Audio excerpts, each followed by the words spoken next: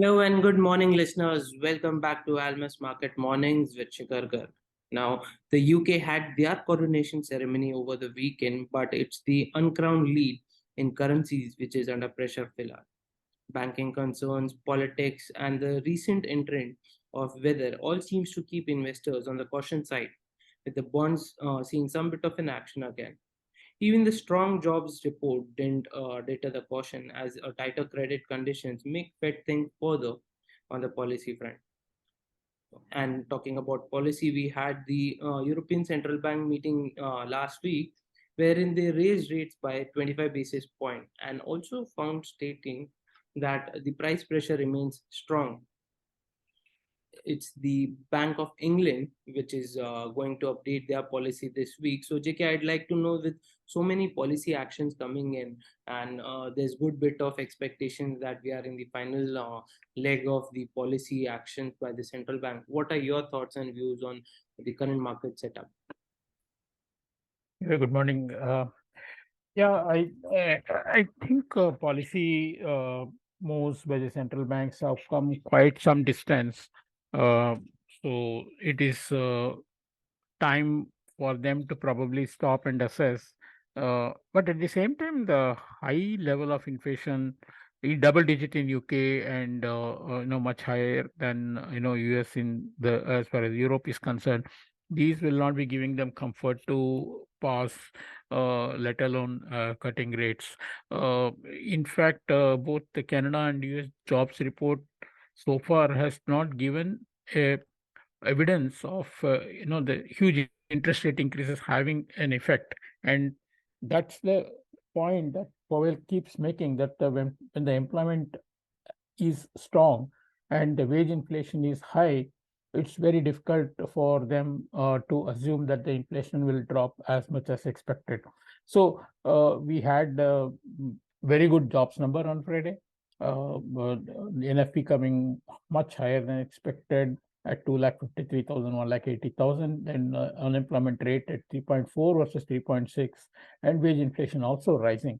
But we wouldn't have expected it to, cause a dollar to temporarily rise and again fall, because market seems to think that this is a lagging indicator, and a much more evidence is required for them to think that recession is not on the cards. But I think those temporarily on Friday everything was on hold.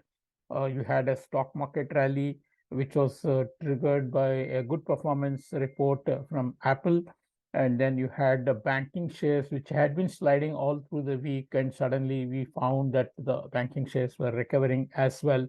And then we had the rise in the yields also, which is again seen as a short covering, or rather I would say profit taking on the longs that people were creating all through the week.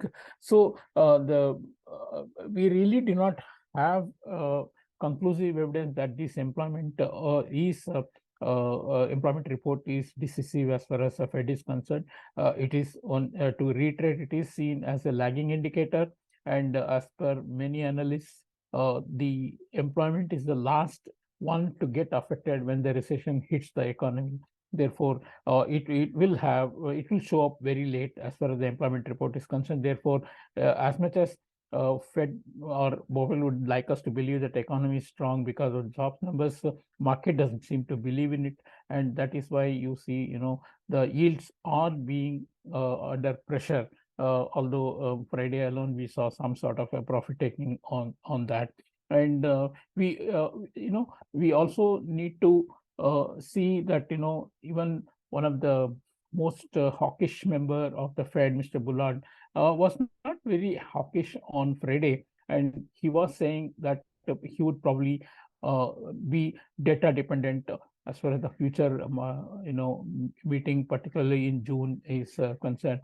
And although if inflation does remain high, and we may have to grind higher in rates, that is what his view was. And but he was saying that aggressive policy action has stemmed the rise in inflation, and possibly Fed can achieve some sort of a soft landing for the economy. we did see the 10-year and 3-month T-bill yield further invert to -183.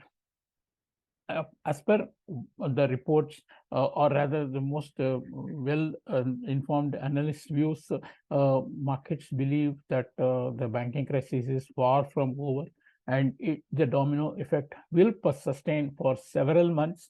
And because three banks having failed, it's difficult to imagine that the depositors in small banks, which are in huge in number as far as US is concerned, will be very comfortable keeping their money in those banks. So it is expected that this trend of consolidation in the banking sector, reducing the smaller number of banks and increasing the size of the bigger banks, will continue. And also, important thing is we need to see how the credit data comes about.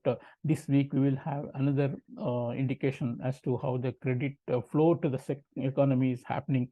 That and the important CPI number on Wednesday, which is like mostly going to be flat compared to last month, except the year-on-year core inflation, which probably is going to moderate from 5.6 to 5.5 as per expectations. So the improvement in risk sentiment, as well as economy not in as bad a shape as market had assumed, as evidenced by good jobs report, pushed up the yields on Friday. Twos were high by nearly 22 basis points, but closed somewhat lower. Tens were up by 11 basis points, again somewhat moderated. Now the probability of a Fed July rate cut is at 40% as per CME Fed Watch. It was as high as 65 on Friday morning.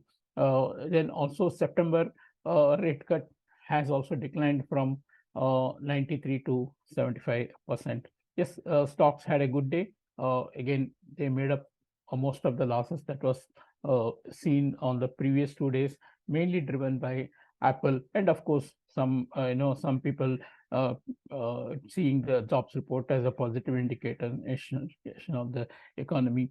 The regional banks bouncing also contributed. Now dollar gave up most of its gains, which was posted immediately after the data, as players felt that the headline number is probably not as strong as it looks, given that there were huge revisions in the numbers of the February and March. And even in the private jobs, private payrolls, there, while the number was impressive, around 230,000, the actual revision to the previous month almost offset.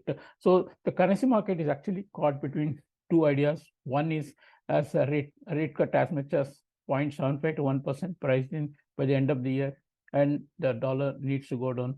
But the economy's weakness is seen so far only in patches, and therefore the jobs report is the latest to counter the doomsdayer. So there is a conflict of ideas in the market, which probably going to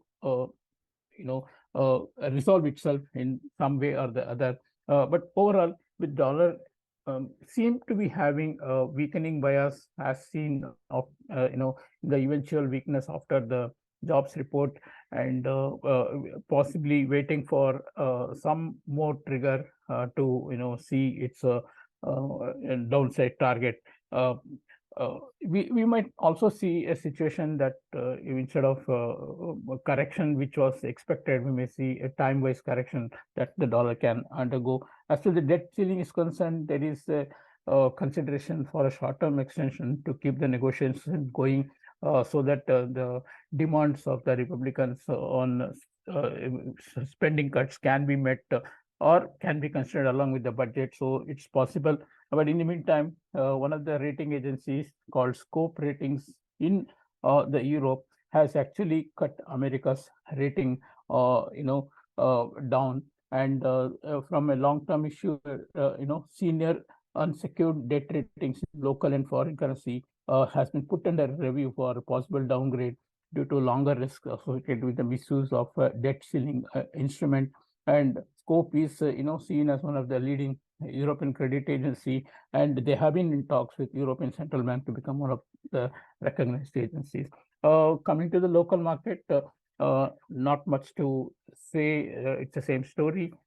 we have modest flows, but possibly keeping in mind the uncertain state of the global economy, RBI is constantly intervening, not allowing rupee to go below 81.60.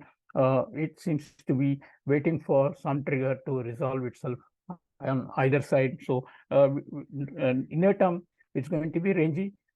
Possible if the flows continue, we have some more downside attempts possible by the market, but it's all up to RBI. Yeah, that's it. Have a good week. Thank you. Okay, JK, that was quite good. And a lot many things to watch out for, folks, as the strong job number and employment numbers are yet to show the impact of policy tightening, which is also kind of, putting question on what sort of expectations does market participants have, because we've seen market participants head on towards expectations of recession with profit taking as an action in place. Even the inflation continues to stay strong for the European and the European nations and Britain, and which is why we have seen quite a bit of action under considerations by the other central banks. Inflation for the US numbers will be released this week, which is likely to remain flat with the moderation in the core inflation, while the debt ceiling discussions continue along with the politics underplay. With respect to Indian markets, the USD INR is likely to remain in the range bound action as the central bank continues to monitor and intervene. But having said that, any sort of further flows can again put an attempt for the USD INR to come down. That's it for today, folks. We shall come back again tomorrow with another round of updates. Thank you so much for listening.